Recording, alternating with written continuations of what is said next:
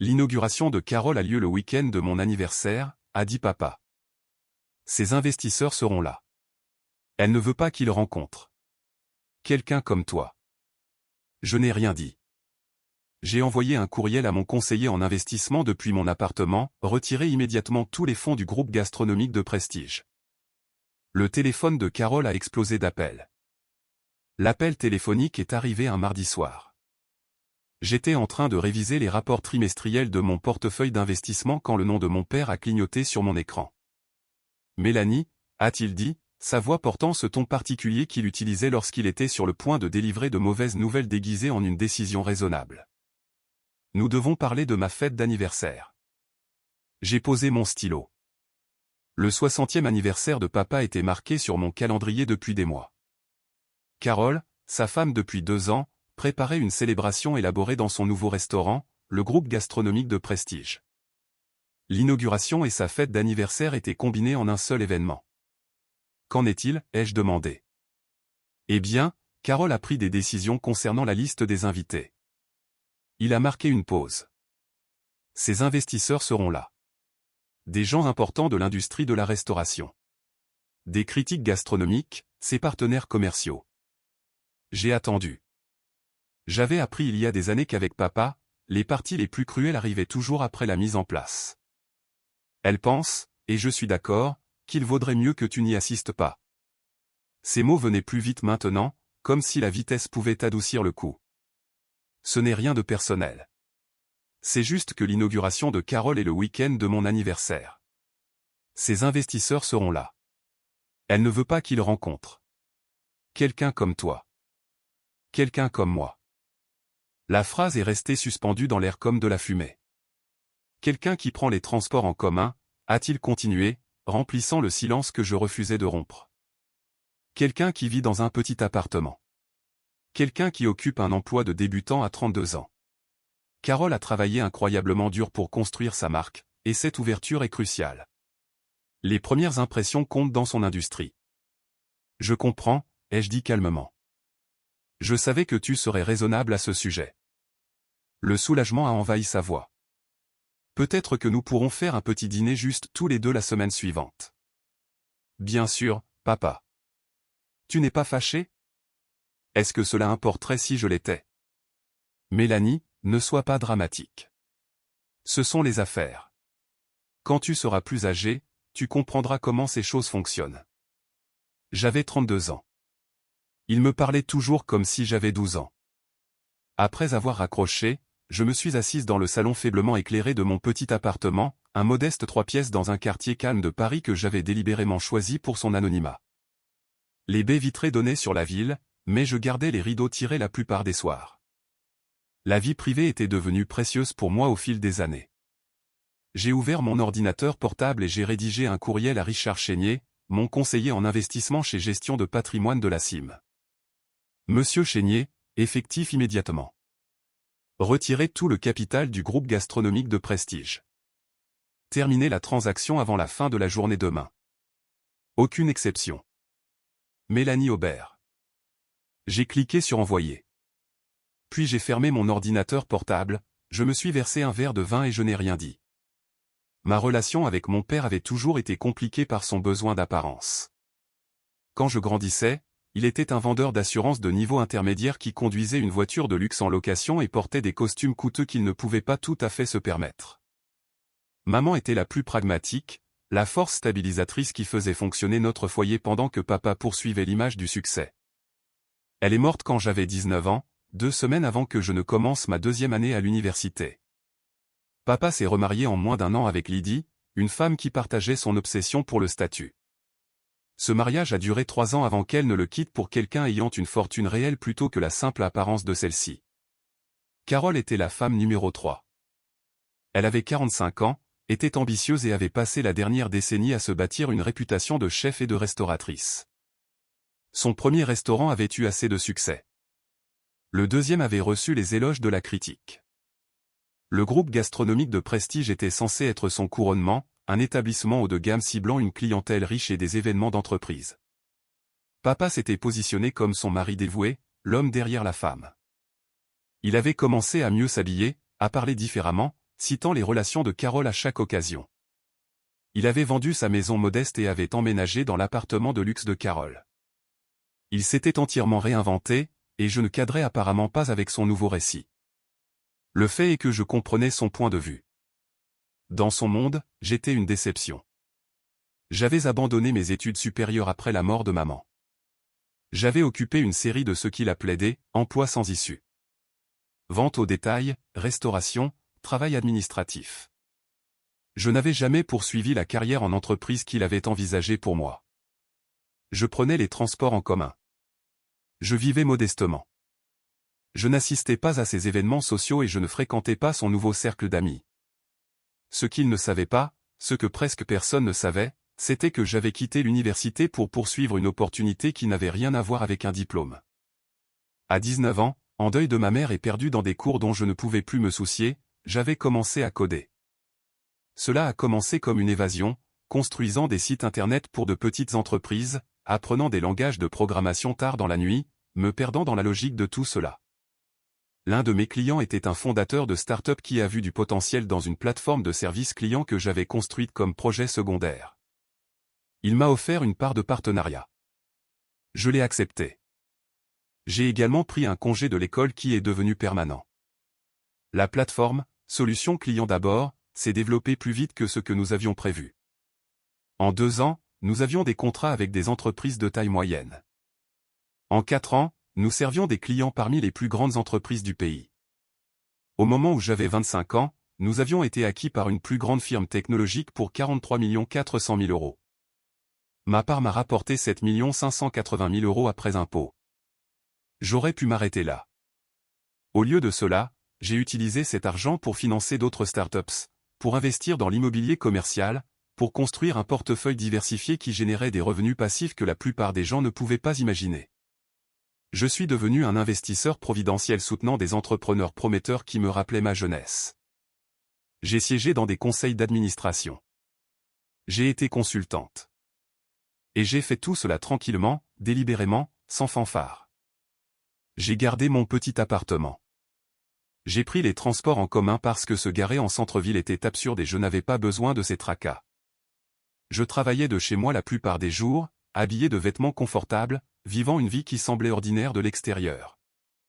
J'avais appris en regardant mon père que la performance du succès était épuisante et souvent creuse. J'avais choisi la substance plutôt que le spectacle. J'avais aussi choisi la vie privée. Après l'acquisition de Solutions Client d'abord, j'avais dû faire face à l'attention inconfortable qui accompagne une richesse soudaine. Les amis qui réapparaissaient, les membres de la famille qui trouvaient soudainement des raisons de renouer, les étrangers qui voulaient des morceaux de mon succès. J'avais appris à être sélectif sur les personnes qui connaissaient l'image complète de ma vie. Mon père n'était pas sur cette liste. Il avait passé toute ma vie d'adulte à rejeter mes choix, à critiquer mon mode de vie, me comparant défavorablement aux enfants de ses amis. Les rares fois où j'avais essayé de partager mon succès, il l'avait rejeté. Ce genre de bulle technologique ne dure jamais, avait-il dit quand j'avais mentionné un investissement. Le vrai succès, ce sont les carrières traditionnelles, Mélanie. Alors, j'avais arrêté d'essayer. Je le laissais croire ce qu'il voulait. C'était plus facile ainsi. Ce que papa ne savait pas non plus, c'était que lorsque Carole cherchait du financement pour le groupe gastronomique de prestige il y a 18 mois, elle avait présenté son projet à des dizaines d'investisseurs potentiels. Son plan d'affaires était solide. Son expérience était prouvée, mais elle avait besoin de 2 870 000 euros pour sécuriser l'emplacement de premier choix en centre-ville, terminer les rénovations haut de gamme et couvrir les frais de fonctionnement pour la première année. Elle avait trouvé 20 petits investisseurs prêts à contribuer entre 46 000 et 185 000 euros chacun. Mais elle avait besoin d'un investisseur principal, quelqu'un prêt à engager un capital substantiel et à signaler sa confiance aux autres. Cet investisseur, c'était moi, anonyme, opérant via le fonds d'investissement de gestion de patrimoine de la CIM. Richard m'avait apporté l'opportunité, Carole ne connaissant jamais l'identité de son plus grand bailleur de fonds. J'avais examiné son plan d'affaires avec soin. C'était bon. Les chiffres fonctionnaient. L'emplacement était idéal. Sa réputation attirait les premières foules. J'avais approuvé l'investissement non pas en raison d'un lien avec mon père, je ne savais même pas qu'il sortait sérieusement avec elle à l'époque, mais parce que c'était une affaire saine. Ces 2 870 000 € n'étaient pas un cadeau ou un prêt. C'était un investissement structuré avec une participation au capital, des seuils de performance et des termes clairement définis. Si le groupe gastronomique de Prestige réussissait, je verrais des rendements substantiels. Si cela échouait, je perdrais le capital, mais j'apprendrais de l'expérience. Quand papa a annoncé ses fiançailles avec Carole 6 mois après mon investissement, j'avais été surprise. Lorsque j'avais discrètement vérifié qu'elle était bien la même Carole Henriet du plan d'affaires, j'avais été amusé. Quand papa a commencé à se vanter du succès de Carole et de ses riches investisseurs, tout en méprisant ma propre carrière, j'avais été déconcerté.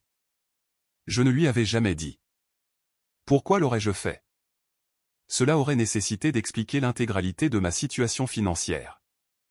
Et franchement, je ne lui devais pas cette information. Il était satisfait de croire que j'étais sa fille décevante qui occupait un vague emploi de bureau et vivait d'un chèque de paie à l'autre.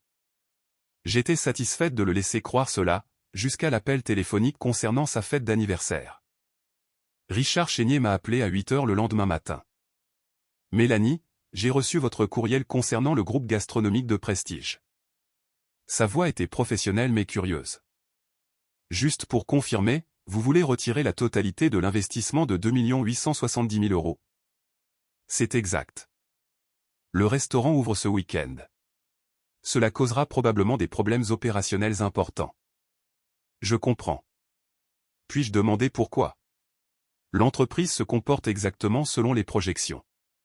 L'inauguration génère une attention substantielle. Le projet est positionné pour être très réussi. J'ai pris une gorgée de café. L'investissement ne correspond plus à ma stratégie de portefeuille. Richard était trop professionnel pour insister davantage. Compris. Je vais lancer le processus de retrait immédiatement. Conformément à l'accord d'investissement, nous sommes tenus de fournir un préavis de 72 heures. Les fonds seront retirés avant la fin de la journée vendredi. C'est parfait. Cela mettra fin entièrement à votre position au capital. Si le restaurant réussit. Je suis consciente des implications, monsieur Chénier. Procédez au retrait. Compris. J'enverrai une confirmation une fois que ce sera terminé. Après avoir raccroché, je me suis préparé un petit déjeuner et j'ai suivi ma routine matinale normale. J'avais 2 réunions de conseil d'administration cet après-midi-là par vidéoconférence et une présentation d'une start-up prometteuse en intelligence artificielle à examiner. La vie continuait comme d'habitude. Je n'ai pas beaucoup pensé au téléphone de Carole qui explosait d'appels. Je n'ai pas imaginé la panique qui s'installerait alors que son investisseur principal, anonyme mais absolument essentiel, retirait soudainement son financement 3 jours avant son inauguration. Je suis simplement passé à la chose suivante. Le premier signe est apparu jeudi matin. Mon téléphone a sonné avec un numéro que je ne reconnaissais pas. Mélanie Aubert. La voix de la femme était professionnelle mais stressée. Ici Juliette Martin du groupe gastronomique de Prestige. Je suis la directrice commerciale de Carole Henriet. Carole m'a donné votre numéro comme contact d'urgence pour votre père. Est-ce que mon père va bien? Il va bien physiquement, mais nous avons une situation. L'investisseur principal de Carole a retiré son financement avec effet demain. L'investisseur était anonyme, opérant via une société de gestion de patrimoine, mais son capital représente près de 70% de notre structure de financement. Sans cela, nous ne pouvons pas ouvrir samedi. C'est malheureux, ai-je dit prudemment. Votre père a suggéré que vous pourriez connaître des gens dans les cercles d'investissement. Quelqu'un qui pourrait être intéressé par une opportunité de dernière minute. Le plan d'affaires est solide. L'emplacement est. Je suis désolé, ai-je interrompu doucement. Je n'ai pas ce genre de relation. Le mensonge est venu facilement. Juliette m'a quand même remercié et a raccroché, le désespoir étant clair dans sa voix. Mon père a appelé 30 minutes plus tard. Mélanie, Carole est en mode crise. Il ne s'est pas embarrassé de politesse. Son investisseur s'est retiré, un fonds anonyme via une société de gestion de patrimoine. Ils détruisent tout ce pour quoi elle a travaillé. C'est terrible, papa. Elle essaie de trouver un financement de remplacement, mais tout le monde dit qu'il est trop tard. L'ouverture est samedi. Il y a 200 invités confirmés, des critiques gastronomiques, des gens de l'industrie. Cela ruinera sa réputation si elle annule. Qu'est-ce que cela a à voir avec moi? J'ai pensé que tu pourrais peut-être demander autour de toi. Quelqu'un à ton bureau pourrait connaître des investisseurs. J'ai failli rire. Mon bureau était ma chambre d'amis. Papa, je travaille dans la coordination du service client.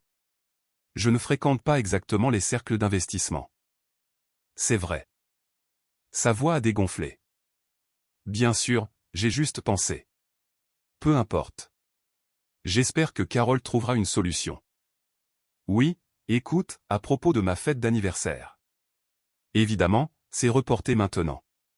Peut-être même annulé entièrement. Carole est dévastée. Je comprends. Je t'appellerai plus tard. Il a raccroché. Je suis retourné à l'examen du dossier de présentation de la start-up en intelligence artificielle. Samedi est arrivé. J'ai passé la matinée dans un café en centre-ville, travaillant sur mon ordinateur portable. Vers midi, mon téléphone a commencé à vibrer avec des messages. D'abord de ma tante Lucille, la sœur de papa, as-tu entendu parler du restaurant de Carole? Apparemment, il y a eu un gros drame avec un investisseur. L'ouverture a toujours lieu, mais tout le monde dit que c'est un désastre en attente.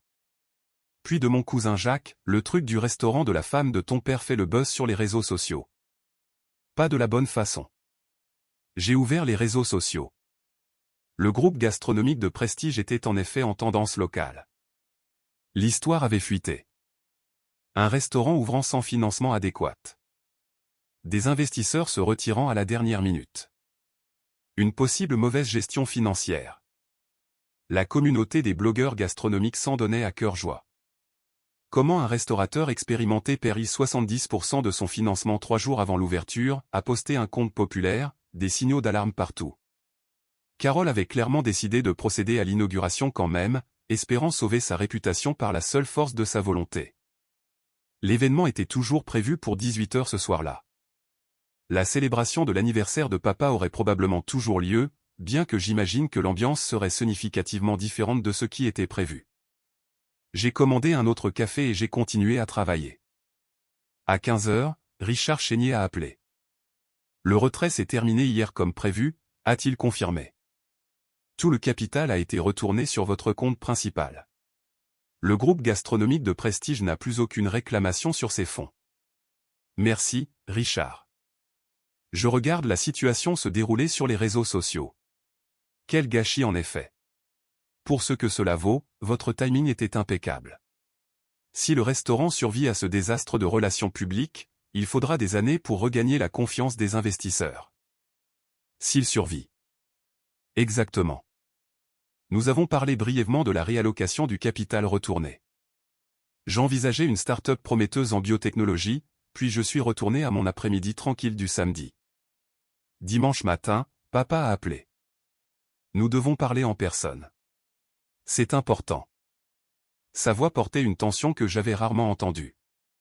Pas de la colère, mais quelque chose de proche de la panique. Quand, ai-je demandé. Maintenant, peux-tu venir à l'appartement? J'ai hésité. L'appartement de Carole, leur appartement maintenant, était à l'autre bout de la ville, mais l'urgence dans sa voix était réelle. Je serai là dans 40 minutes. J'ai pris un taxi. Quand je suis arrivé, papa a ouvert la porte, ayant l'air d'avoir vieilli de 5 ans pendant la nuit. Sa chemise coûteuse était froissée. Ses yeux étaient injectés de sang. Merci d'être venu. Il m'a conduite au salon où Carole était assise sur le canapé, son ordinateur portable ouvert, son téléphone à côté d'elle. Elle a levé les yeux quand je suis entré, son expression était illisible. Mélanie. Elle a fait un signe de tête raide. Nous nous étions rencontrés peut-être 4 fois au cours des 2 années où elle avait été mariée à mon père. Nos interactions avaient été polies mais distantes. Carole. Je me suis assise sur la chaise en face d'eux. Je suis désolé pour votre inauguration. Cela a dû être incroyablement stressant. Stressant ne suffit pas pour le décrire. Sa voix était serrée. L'événement lui-même s'est assez bien passé. La nourriture était excellente. Les critiques ont été impressionnées, mais la situation financière a tout éclipsé. Nous sommes critiqués sur Internet pour toutes les mauvaises raisons. Papa s'est penché en avant. Carole a essayé de comprendre qui a retiré le financement. La société de gestion de patrimoine ne révélera pas l'identité de son client, à cause des accords de confidentialité, mais quelqu'un voulait clairement la saboter. Je n'ai rien dit. Le timing est suspect, a continué Carole. Le retrait a eu lieu jeudi matin. Nous avons essayé de déterminer si quelqu'un avait un motif pour nuire au restaurant. Et, ai-je demandé. Nous n'arrivons pas à le comprendre. L'investisseur était anonyme depuis le début. Ils sont passés par le fonds d'investissement de gestion de patrimoine de la CIM. Professionnel, selon les règles. Zéro interaction personnelle. Juste du capital et des documents juridiques. Papa s'est levé en faisant les 100 pas. Il doit y avoir une raison. Peut-être un concurrent. Un autre restaurateur qui voulait cet emplacement. Carole a secoué la tête. J'ai passé des appels. Tout le monde dans l'industrie est aussi surpris que moi. Ce genre de retrait de dernière minute est une fin de carrière pour la réputation d'un investisseur. Personne ne le ferait à la légère. Je les ai regardés analyser le mystère, rassemblant des indices qui ne les mèneraient jamais à moi. Pourquoi vouliez-vous me parler, ai-je fini par demander. Je ne connais rien au drame d'investissement de haut niveau. Papa et Carole ont échangé un regard. Nous avons besoin d'aide, a admis papa. Un financement d'urgence, des prêts relais, quelque chose pour couvrir l'écart opérationnel jusqu'à ce que Carole puisse trouver des investisseurs de remplacement. J'ai épuisé mes économies et mon crédit. La famille de Carole aide, mais ce n'est pas suffisant. Il nous manque encore environ 740 000 € pour tenir les 6 prochains mois. La demande est restée suspendue dans l'air. Vous voulez que je vous prête de l'argent, ai-je demandé prudemment. Si tu le pouvais. La voix de papa était suppliante maintenant. Je sais que tu n'as pas beaucoup, mais n'importe quoi aiderait. Même 9 000 ou 18 000 €. Nous te rembourserions avec intérêt. J'ai regardé mon père. Cet homme qui avait passé ma vie d'adulte à rejeter mes choix, à critiquer mon mode de vie, à m'exclure de ces événements importants. Cet homme qui venait de demander à sa fille décevante d'aider à sauver le restaurant défaillant de sa femme avec de l'argent qu'il supposait que je n'avais pas. Papa, ai-je dit doucement, je ne peux pas vous aider. Mélanie, s'il te plaît. Je n'ai pas 9 000 € de côté. Je vis d'un salaire à l'autre, vous vous souvenez? Petit appartement, emploi de débutant, transport en commun. J'ai répété ces mots de l'appel téléphonique. Quelqu'un comme moi n'a pas de fonds d'urgence qui traîne. Son visage s'est effondré. C'est vrai. Bien sûr, je n'aurais pas dû demander. Carole a fermé son ordinateur portable. Nous sommes désespérés. La banque a refusé notre demande de prêt. Chaque investisseur que j'ai contacté est effrayé par la publicité. J'essaie d'être rationnel, mais cela détruit tout ce que j'ai construit. Je me suis levé pour partir. Je suis désolé que vous traversiez cela. J'espère que vous trouverez une solution. Attends. Papa m'a suivi jusqu'à la porte. Je suis désolé de t'avoir désinvité pour mon anniversaire. C'était mal. Carole et moi en avons discuté et nous sommes tous les deux d'accord pour dire que c'était une erreur. Parce que maintenant vous avez besoin d'argent? Non. C'était cruel. Tu es ma fille. Tu aurais dû être là. J'ai croisé ses yeux. J'aurais dû être là en tant que quoi? La parente embarrassante que vous cachez dans un coin. Celle qui ne correspond pas à l'image de Marc. Je ne voulais pas dire ça comme ça. Si, vous le vouliez. Vous l'avez voulu dire comme ça toute ma vie d'adulte. J'ai gardé ma voix calme et factuelle. Je suis votre déception. La fille qui n'a pas été à la hauteur de vos attentes, qui n'a pas poursuivi la bonne carrière, qui ne s'est pas mariée avec la bonne personne ou qui n'a pas atteint le type de succès que vous vouliez. Ce n'est pas juste. C'est tout à fait juste. Mais voici ce que vous ne comprenez pas, papa. Votre définition du succès est une performance. L'image, le statut. Vous avez passé toute votre vie à courir après l'apparence de la richesse tout en restant à peine à flot financièrement. Vous avez épousé Carole parce qu'elle représentait le style de vie que vous vouliez projeter. J'aime Carole. Je suis sûr que oui. Mais vous aimez aussi ce qu'elle représente. Et quand votre plus grand investisseur s'est retiré, votre première pensée a été de demander de l'argent à votre fille en difficulté alors que vous étiez certain qu'elle n'en avait pas. J'ai ouvert la porte. Cela me dit tout ce que j'ai besoin de savoir sur la façon dont vous me voyez. Mélanie. Bonne chance avec le restaurant, papa. J'espère sincèrement qu'il survivra. Je suis parti avant qu'il ne puisse répondre. 2 semaines ont passé. J'ai regardé de loin le groupe gastronomique de prestige lutter. Carole a trouvé un financement de remplacement. De plus petits investisseurs, des prêts d'urgence, mais ce n'était pas suffisant pour stabiliser l'entreprise. La publicité négative avait fait des dommages durables. Les annulations de réservations se sont accumulées. Le personnel est parti pour des postes plus sûrs. Les critiques gastronomiques qui avaient loué l'ouverture n'ont pas pu surmonter la controverse financière. Mes appels téléphoniques avec papa sont devenus moins fréquents. Il était consumé par la crise de Carole, essayant de l'aider à sauver ce qui restait. J'ai continué ma vie en gérant mes investissements, en assistant à des réunions de conseil d'administration, vivant tranquillement. Puis Richard a appelé avec une nouvelle inattendue. Le groupe gastronomique de prestige dépose le bilan, a-t-il dit. L'annonce est tombée ce matin. Il tente une réorganisation structurée, mais les perspectives ne sont pas bonnes. Je vois. Votre timing de retrait était remarquable. Si vous étiez resté investi, vous seriez bloqué dans des procédures de faillite pendant des années. En l'état, vous êtes sorti avec votre capital intact. Parfois, le timing est tout. En effet, il a marqué une pause.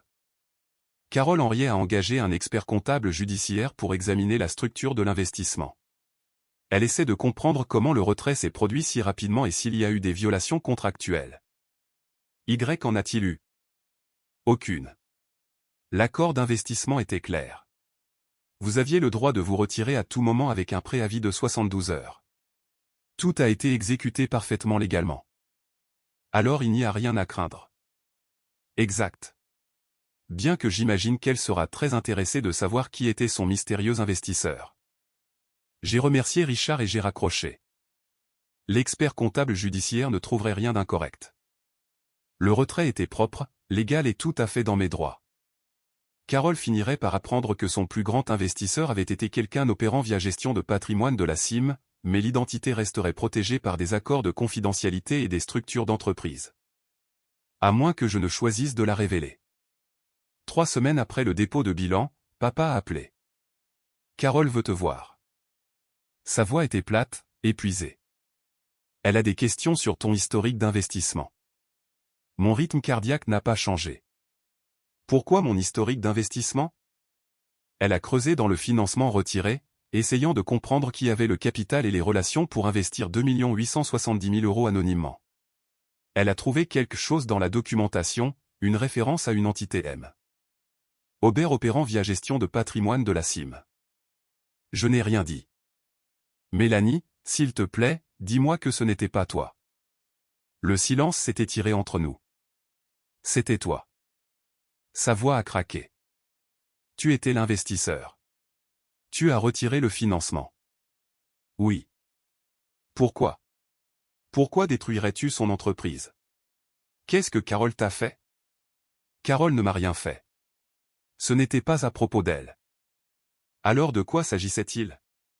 Une sorte de vengeance parce que je t'ai désinvité de ma fête d'anniversaire? Non, papa. C'était une question de respect. Le respect? Il semblait incrédule. Tu as détruit le travail de toute une vie d'une femme pour une question de respect?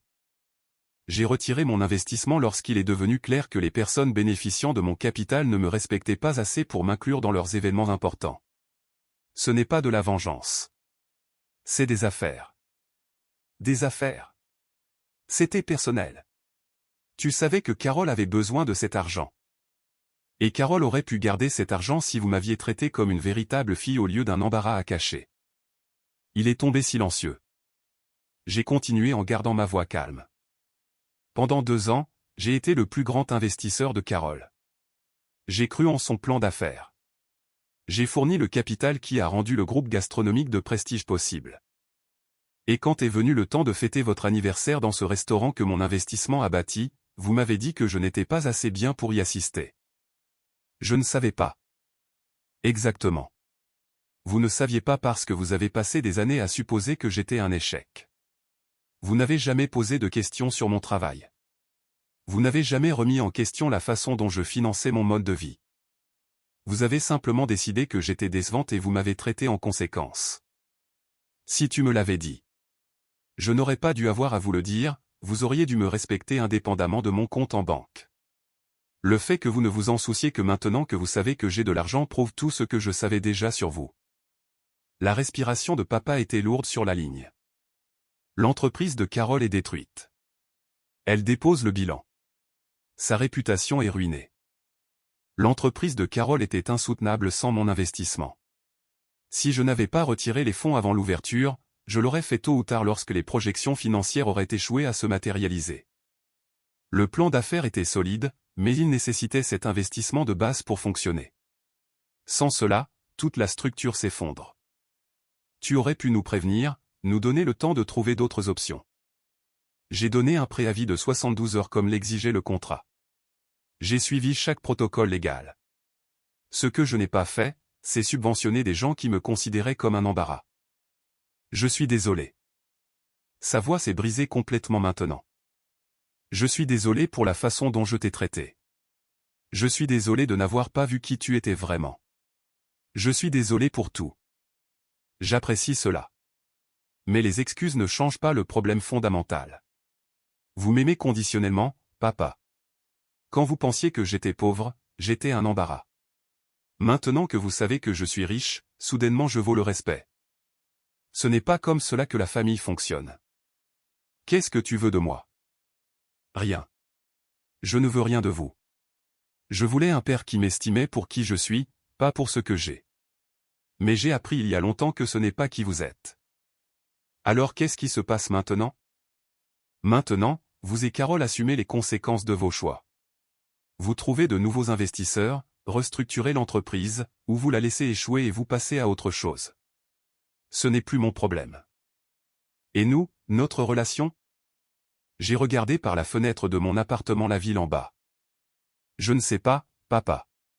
Cela dépend de si vous pouvez apprendre à respecter les gens indépendamment de leur statut perçu. Si vous pouvez voir de la valeur en quelqu'un au-delà de son compte en banque ou de sa position sociale. Je veux essayer. Alors essayez, mais ne vous attendez pas à ce que je vous facilite la tâche. J'ai fini de jouer la comédie pour obtenir votre approbation. Nous avons raccroché. Je suis retourné à mon ordinateur portable où un dossier de présentation d'une start-up prometteuse en énergie propre attendait mon examen. La vie continuait.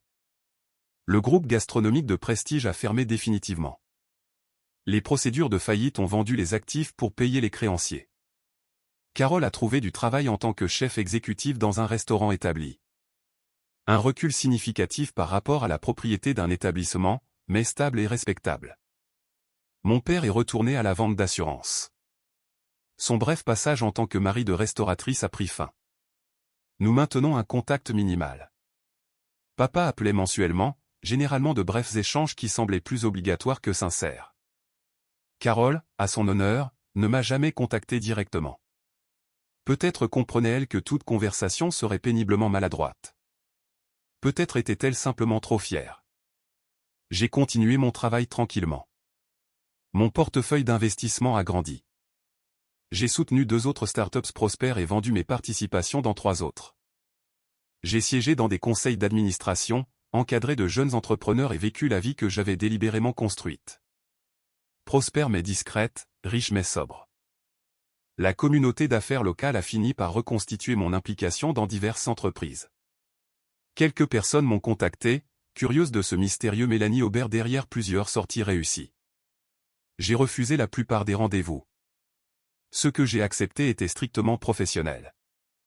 Mon père a vu un article dans le journal des affaires, l'investisseur providentiel local derrière plusieurs startups prospères qui mentionnait mon nom. Il a appelé, sa voix étant prudente. J'ai vu l'article, a-t-il dit, et je ne réalisais pas l'étendue de ton succès. L'article mentionnait que tu as soutenu 17 startups, que ton portefeuille vaut des montants substantiels. Y a-t-il un but à cet appel, papa? Je voulais que tu saches que je suis fier de toi. Les mots auraient dû signifier quelque chose. Peut-être qu'il y a des années, il l'aurait fait, mais maintenant il semblait creux. L'approbation que j'avais autrefois désespérément voulue, offerte seulement après que la preuve de la réussite ait répondu à ces critères. Merci, ai-je dit simplement. Carole et moi nous séparons. Le stress de la faillite, la pression financière. C'était trop. Je suis désolé de l'apprendre. L'es-tu vraiment? Je le suis. Je n'ai jamais voulu que votre mariage échoue. Je voulais juste un respect élémentaire. Je comprends cela maintenant. Trop tard, mais je le comprends. Nous avons parlé quelques minutes de plus. La conversation était maladroite mais civile. Quand nous avons raccroché, je n'ai ressenti ni vindicte ni regret, juste une acceptation tranquille de la réalité. Certaines relations sont conditionnelles. Certaines personnes ne voient la valeur chez les autres qu'à travers le prisme du statut et de la réussite. Et parfois, la chose la plus gentille que vous puissiez faire pour vous-même est d'accepter ces vérités et de construire une vie qui n'a pas besoin de leur approbation. J'ai ouvert mon ordinateur portable et examiné la prochaine opportunité d'investissement. Une jeune femme avec une idée brillante et aucune relation essayant de percer dans une industrie qui ne la prenait pas au sérieux. Son plan d'affaires me rappelait mon propre premier projet il y a des années. Brut de décoffrage, mais plein de potentiel. J'ai programmé une réunion. Tout le monde n'a pas besoin de comprendre votre valeur pour que vous soyez précieux. Vous avez juste besoin de la comprendre vous-même. Et c'est ce que j'ai fait.